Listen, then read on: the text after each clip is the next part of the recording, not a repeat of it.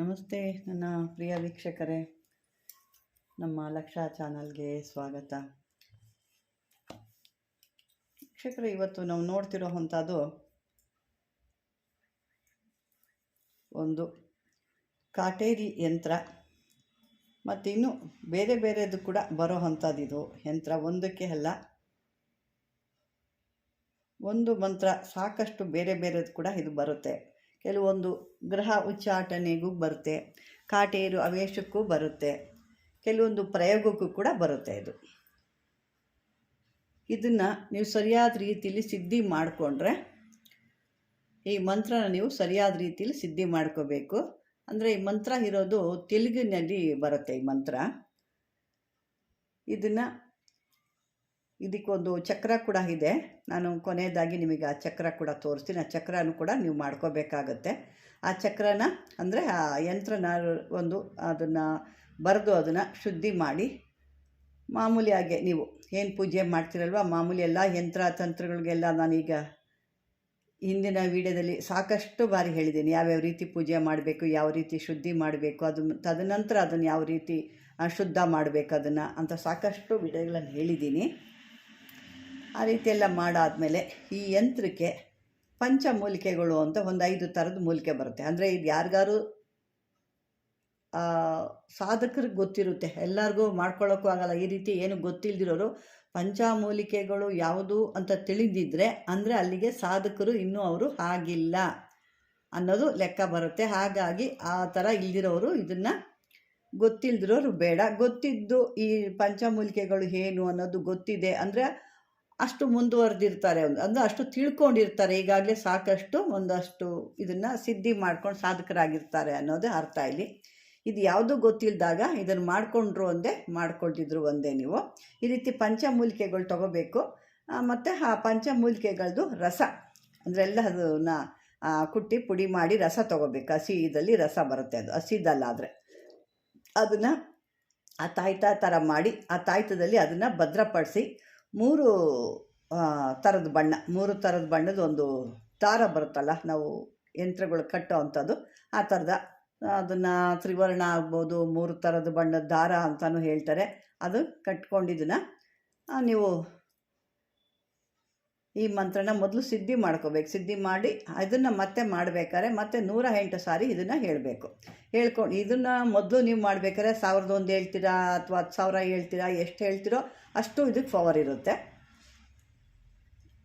ನಂತರ ಈ ಮಂತ್ರನ ಹೇಳ್ತಾ ಇದನ್ನು ಮಂತ್ರಿಸ್ಕೋಬೇಕು. ನೋಡಿ, ಇದೆಲ್ಲ ಪೂರ್ತಿ ಬರೋದು ತೆಲುಗಿನ ಒಂದು ಭಾಷೆಯಲ್ಲೇ ಬರುತ್ತೆ. ಓಂ ಬಂಡಲ ಕಾಟೇರಿ, ನಲ್ಲಿ ಕಾಟೇರಿ, ಸ್ಮಶಾನ ಕಾಟೇರಿ, ಪ್ರಳಯ ಕಾಟೇರಿ, ಶೀಘ್ರ ವೇಗಾದ ಶ್ರೀ ಈ ರುದ್ರ ಕಾಟೇರಿ, ಶೀಘ್ರನ ಅವೇಶನು ಕೂಡಚ್ಚಿಡಲ್ಲಿ ಮಮ್ಮುನ ರಕ್ಷಿಂಚುವೆ ತಲ್ಲಿ, ಬ್ರಹ್ಮಣ ಗ್ರಹ, ಕ್ಷತ್ರಿಯ ಗ್ರಹ, ವೈಶ್ಯಗ್ರಹ, ಶೂದ್ರ ಗ್ರಹ, ನಾಶಕ ಗ್ರಹ, ಮೆಚ್ಚಗ್ರಹ, ಚಂಡಾಲ ಗ್ರಹ, ಸಕಲ ಗ್ರಹ, ಅವೇಶಾಯ ಗೋರಯ ಶೀಘ್ರ ವೇಗ ಈ ರೀತಿ ಇದು ಬರುತ್ತೆ. ಇದು ಪೂರ್ತಿ ಸ್ವಲ್ಪ ತೆಲುಗಿನ ಇದಾಗಿರೋದ್ರಿಂದ ಅದೇನು ತೊಂದರೆ ಇಲ್ಲ. ಮಾಮೂಲಿ ಕನ್ನಡದಲ್ಲಿ ಇರೋದ್ರಿಂದ ನೀವು ಭಾಷೆ ಮಾತ್ರ ಕಂಡಲ್ಲಿ ಅದು ಕೆಲವ್ರಿಗೆ ಅರ್ಥ ಆದರೆ ಅರ್ಥ ಮಾಡ್ಕೋಬೋದು.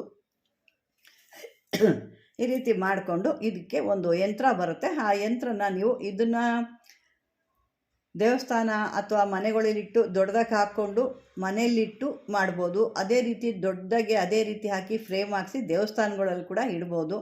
ಇದನ್ನು ಚಿಕ್ಕದಾಗಿ ಬರೆದು ದೇಹದಲ್ಲಿ ಧಾರಣೆ ಕೂಡ ಮಾಡ್ಕೋಬೋದು.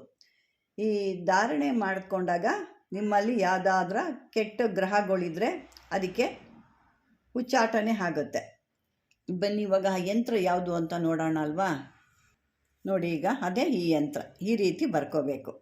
ಇದನ್ನು ನೀವು ತಾಮ್ರದಲ್ಲಿ ಬರೀತಿರೋ, ಪೂಜೆ ಪತ್ರದಲ್ಲಿ ಬರೀತಿರೋ ನಿಮಗೆ ಸೇರಿದ್ದು. ಅಂದರೆ ಫ್ರೇಮ್ ಹಾಕ್ಸ್ಕೊಳ್ತೀವಿ ಅಂತ ಅನ್ನೋದಿದ್ರೆ ತಾಮ್ರದಲ್ಲಿ ಬರ್ಕೋಬೋದು. ಯಾಕೆ ಮಾಮೂಲಿ ನೀವು ಕತ್ತಲ್ಲಿ ಧಾರಣೆ ಮಾಡ್ತೀರಿ ಅಂತಂದರೂ ಕೂಡ ನೀವು ಪಂಚಲೋಹದ್ದೋ ಅಥವಾ ತಾಮ್ರ ತಗಡಲ್ಲೇ ಬರ್ಕೊಂಡ್ರೆ ಆಗುತ್ತೋ, ಇಲ್ಲ ನಿಮಗೆ ಅದು ಸಾಧಕರು ಚೆನ್ನಾಗಿ ರೂಢಿ ಆಗಿದೆ ಬರೆದು ಅಂದರೆ ನೀವು ಭೋಜಪತ್ರ ಕೂಡ ಬರ್ಕೋಬೋದು. ಯಾವುದಲ್ಲ ಹತ್ರ ಅದು ನೀಟಾಗಿ ನೋಡ್ಕೊಳ್ಳಿ ಯಾವ ರೀತಿ ಬಂದಿದೆ, ಹೇಗೆ ಇದೇ ರೀತಿ ಒಂದು ವೃತ್ತಾಕಾರ ಹಾಕಿ ಅದರೊಳಗೊಂದು ಸ್ಟಾರ್ ಥರ ಬರೀರಿ, ನಕ್ಷತ್ರ ಆಕಾರ ಅಂತ ಹೇಳ್ತೀವಲ್ಲ ಆ ರೀತಿ ಬರೆದು ಅದನ್ನು ನೀವು ಇದು ಏನಕ್ಕೆ ಬರುತ್ತೆ ಇನ್ನು ಅಂದರೆ, ಈ ಮಂತ್ರ ಹೇಳ್ತಾ ಹೇಳ್ತಾ ಯಾರಿಗಾದರೂ ಈ ಒಂದು ದೇವತಾ ಆಕರ್ಷಣೆ ಆಗ್ತಿತ್ತು, ಬರ್ತಾ ಇತ್ತು, ಈಗ ಬರ್ತಾ ಇಲ್ಲ, ಬಾಯಿ ಕಟ್ಟಾಕಿದ್ದಾರೆ ಅಥವಾ ತೊಂದರೆ ಆಗ್ತಾ ಇದೆ, ನಮಗೆ ಬರ್ತಿಲ್ಲ ಅಂದಾಗ ಈ ಮಂತ್ರ ಹೇಳ್ತಾ ಹೇಳ್ತಾ ಅವ್ರಿಗೂ ಕೂಡ ಏನಾದ್ರು ಕಟ್ಟಾಗಿರೆ ಕಟ್ಟು ಬಿಚ್ಚಿ ಮತ್ತೆ ಒಂದು ಹವೇಶ ಅಂತ ಅನ್ನೋದು ಆಗುತ್ತೆ. ಅವ್ರಿಗೇನಾದರೂ ಮೊದಲೇ ಈ ರೀತಿ ತೊಂದರೆಗಳಿರುತ್ತಲ್ವ, ಈ ರೀತಿ ನೀವು ಈ ಮಂತ್ರಗಳನ್ನ ಹೇಳ್ಕೊಳ್ತಾ ಅದಕ್ಕೇನು ಇಷ್ಟು ಅಂತ ಯಾವತ್ತು ಮಂತ್ರಗಳಿಗೆ ಯಾವತ್ತೂ ನಾವು ಇಷ್ಟೇ ಅಷ್ಟೇನಾ ಅಂತ ಹೇಳ್ಕೊಬಾರ್ದು. ಅದರಿಂದ ಇದು ನೀವು ಎಷ್ಟು ಹೇಳ್ಕೊಳ್ತಿರೋ ಅಷ್ಟು ಲಾಭ. ಇದಕ್ಕೆ ಯಾವುದೇ ಒಂದು ಇತಿ ಮಿತಿ ಅನ್ನೋದು ಏನೂ ಇರಲ್ಲ. ಇದು ಹೇಳ್ತಾ ಹೇಳ್ತಾ ಹೇಳ್ತಾ ಹೆಂಗೆ ಅಂತಂದರೆ ನಿಮ್ಮ ದೇಹದಲ್ಲಿ ರಕ್ತದಲ್ಲಿ ಮಿಕ್ಸ್ ಆಗೋಗ್ಬಿಡುತ್ತೆ. ಆದಾಗ ಏನಾಗುತ್ತೆ, ಆವಾಗ ನಿಮ್ಮಲ್ಲಿ ದೇಹದಲ್ಲಿರೋ ಅಂಥದ್ದು ಒಳ್ಳೇದಿರುತ್ತೋ ಕೆಟ್ಟದಿರುತ್ತೋ ಅದು ಎಲ್ಲ ಈಚೆ ಬಂದು ಗೊತ್ತಾಗೋದು ಆ ಸಮಯದಲ್ಲೇ. ನಾವು ಏನು ಮಾಡ್ತೀವಿ, ಅದನ್ನು ಹೇಳ್ಕೊಳ್ಳಿಕ್ಕಷ್ಟಕ್ಕೆ ಇಷ್ಟೇನಾ ಅಷ್ಟೇನಾ, ಇಷ್ಟೇ ಹೇಳಬೇಕಾ ಅಷ್ಟೇ ಹೇಳಬೇಕಾ ಅಂತ ಹೇಳ್ತೀವಿ. ತಪ್ಪು ಅದು. ಯಾವತ್ತೂ ಮಂತ್ರಕ್ಕೆ ಯಾವತ್ತೂ ನಾವು ಇಷ್ಟು ಇತಿ ಇದೆ ಮಿತಿ ಇದೆ ಅಂತ ಇಲ್ಲವೇ ಇಲ್ಲ. ಇದು ಅಂದರೆ ಒಂದು ಏನಕ್ಕೆ ಅಲ್ಲಿ ಇಷ್ಟು ಲಕ್ಷ ಮಾಡಿ ಅಷ್ಟು ಲಕ್ಷ ಮಾಡಿ ಅಂತ ಹೇಳ್ತಾರೆ ಅಂದರೆ ಮಿನಿಮಮ್ ಅಷ್ಟು ಅಂತ ಇರುತ್ತೆ. ಅದ್ರ ಮೇಲೆ ಹೆಚ್ಚಿಗೆ ಮಾಡಿದ್ರೆ ಯಾವತ್ತೂ ಒಂದು ಮಂತ್ರಗಳನ್ನ ಹೆಚ್ಚಿಗೆ ಮಾಡಿಕೊಂಡ್ರೆ ಏನೂ ಲಾಸ್ ಇಲ್ಲ, ಇನ್ನೂ ಲಾಭ ನಿಮಗೆ. ಅಂದರೆ ಇನ್ನೂ ಕಮ್ಮಿ ಮಾಡಿಬಿಡ್ತಾರೇನೋ ಅನ್ನೋ ಉದ್ದೇಶಕ್ಕೆ ನಮ್ಮ ಪೂರ್ವಜರು ಅದನ್ನು ಇಷ್ಟು ಮಾಡಲಿ ಅಂತ ಹೇಳಿ ಕೊಟ್ಟಿರ್ತಾರೆ. ಯಾಕೆಂದ್ರೆ ಮತ್ತೆ ನಮಗೇನಪ್ಪ ಅದು ಹೇಳಿರ್ತಾರೆ ಅಂದರೆ, ನಮಗೊಂದು ಸಹನೆ ಬರಲಿ. ಆ ಮಂತ್ರ ಹೇಳ್ತಾ ಹೇಳ್ತಾ ಹೇಳ್ತಾ ಏನಾಗುತ್ತೆ, ದೇಹದಲ್ಲಿ ಮನುಷ್ಯನಿಗೆ ಅಂದರೆ ಅಷ್ಟು ಸಹನೆಯಾಗಿ ಕೂತ್ಕೊಂಡು ಅಷ್ಟು ಗಂಟೆಗಳ ಅರ್ಧ ಗಂಟೆ ಆಗ್ಬೋದು, 1 ಗಂಟೆ ಆಗ್ಬೋದು, ಅಥವಾ 20 ನಿಮಿಷ ಆಗ್ಬೋದು, ಇಲ್ಲ 10 ನಿಮಿಷ ಆಗ್ಬೋದು, ಆ ಸಹನೆ ಬರಲಿ. ಮಂತ್ರ ಯಾಕೆ ಅಷ್ಟೋ 10 ಲಕ್ಷ 1 ಲಕ್ಷ ಹೇಳ್ತಾರೆ ಅಂದರೆ ಇದು ನಮ್ಮಲ್ಲಿ ಸಹನೆ ಬರಲಿ, ಮತ್ತು ನಮಗೆ ಆಗಲಿ ಒಂದು ಕೂತ್ಕೊಂಡು ಹೇಳ್ಕೊಳ್ಳೋ ಅಂಥ ಒಂದು ಮನಸ್ಸು ಸ್ಥಿಮಿತವಾಗಿರಲಿ ಅನ್ನೋದಕ್ಕೆ ಆ ಥರ ಹೇಳಿರ್ತಾರೆ. ಅದನ್ನು ನಾವು ತಿಳ್ಕೋಬೇಕು. ಮಂತ್ರಗಳಿಗೆ ಯಾವತ್ತೇ ಆಗಲಿ ಇಷ್ಟು ಅಷ್ಟು ಅನ್ನೋದಿಲ್ಲ, ಖಂಡಿತವಾಗ್ಲೂ ಇಲ್ಲ. ನೀವು ಯಾವುದಾದ್ರು ಮಾಡಿಕೊಂಡ್ರೆ ಇದನ್ನು ನೀವು ಯಾವುದಾದ್ರೂ ದೇವಸ್ಥಾನಗಳಲ್ಲಿ ಕೂಡ ಹಾಕೋಬೋದು, ಮನೇಲಿ ಕೂಡ ಹಾಕೋಬೋದು. ಈ ರೀತಿ ಬರೆದು ದೇಹದಲ್ಲಿ ಕೂಡ ಧಾರಣೆ ಮಾಡ್ಕೋಬೋದು. ಅಂದ್ರೆ ಇದನ್ನು ಬರೀಬೇಕಾದ್ರೆ ಈ ಮಂತ್ರಗಳನ್ನ ಮತ್ತೆ ಹೇಳ್ಕೊಂಡೇ ನೀವು ಇದನ್ನು ಬರಿಬೇಕು. ಮಂತ್ರ ಹೇಳ್ಕೊಳ್ಬಾರ್ದು. ಅದಕ್ಕೆ ಪೂಜೆ ವಿಧಾನಗಳೆಲ್ಲ ಗೊತ್ತಲ್ವ, ಸಾಕಷ್ಟು ಹೇಳ್ತಾನೆ ಇರ್ತೀವಿ. ಮತ್ತೆ ಮತ್ತೆ ಹೇಳಿದಾಗ ನಿಮಗೂ ಕೂಡ ಎಷ್ಟು ಸರಿ ಹೇಳ್ತಾರಪ್ಪ ಅನ್ನಂಗೆ ಆಗ್ಬಿಡುತ್ತೆ.